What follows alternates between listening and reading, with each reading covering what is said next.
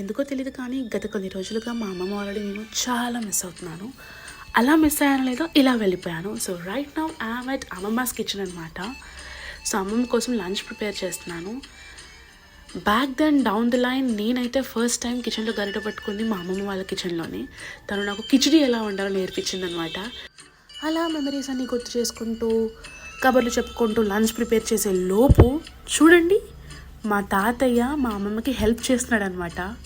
అసలైన couple girls అంటే ఇవే కదా, హౌ స్వీట్.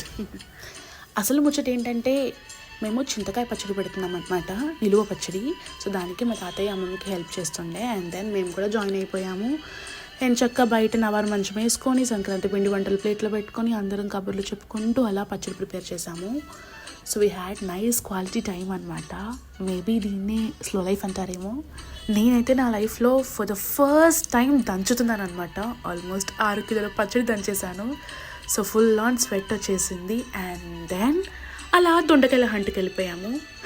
అదేనండి, దొండకాయలని హార్వెస్ట్ చేస్తున్నాను. 2 ఆకుల వెనకాల ఒక దొండకాయ దాసుకుందనమాట, అందుకే దొండకాయల హంట్ అన్నాను. దాని తర్వాత ముందు రోజు పెట్టిన చింతకాయ పచ్చడిని వేడి వేడి అన్నంలో కుసుంతో నెయ్యి వేసి లాగించేసాను. తర్వాత మా పెద్దమ్మమ్మని కలవడానికి వెళ్ళాము.